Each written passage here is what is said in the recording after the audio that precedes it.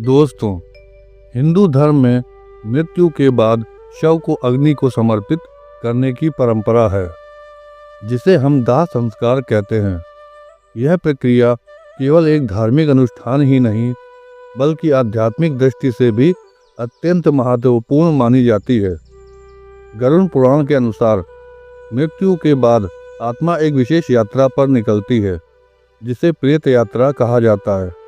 यह यात्रा कर्मों के आधार पर स्वर्ग, नरक या पुनर्जन्म की ओर अग्रसर होती है।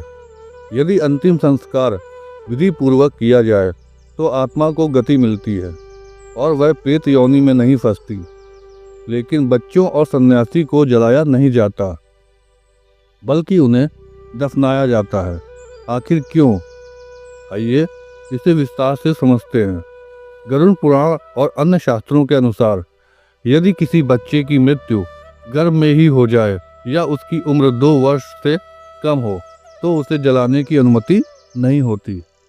इसका मुख्य कारण यह माना जाता है कि इन नन्हे बच्चों की आत्मा को शरीर से कोई लगाव नहीं होता और ना ही उनके जीवन में कोई ऐसा कर्म हुआ होता है जो उन्हें पृथ्वी से बांध सके।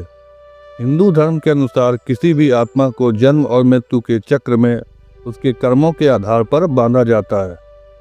लेकिन छोटे बच्चे, विशेष रूप से 2 वर्ष से कम उम्र के बच्चे, अपने पिछले जन्म के कर्मों के कारण जन्म लेते हैं, लेकिन उन्होंने इस जन्म में कोई नया कर्म नहीं किया होता, इसलिए उनकी आत्मा को अग्नि संस्कार की आवश्यकता नहीं होती। पुनर्जन्म की प्रक्रिया। दोस्तों, ऐसा माना जाता है कि नवजात और छोटे बच्चों की आत्मा जल्दी ही पुनर्जन्म ग्रहण कर लेती है, इसलिए उनकी देह को जलाने की बजाय भूमि को समर्पित कर दिया जाता है। सन्यासियों और संतों को भी अग्नि संस्कार नहीं दिया जाता, बल्कि उन्हें भूमि समाधि दी जाती है।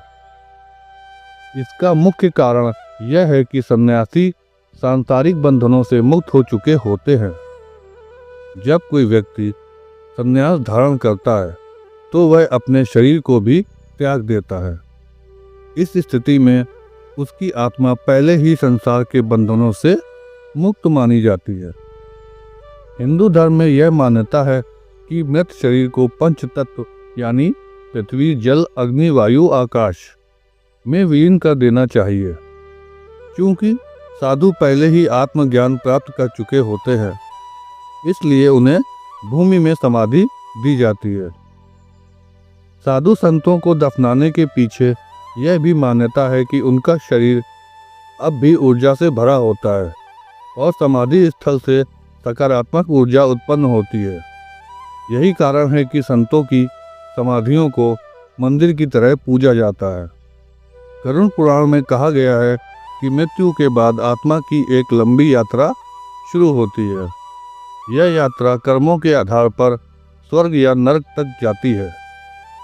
इसी कारण हिंदू धर्म में अंतिम संस्कार को बहुत महत्वपूर्ण माना जाता है।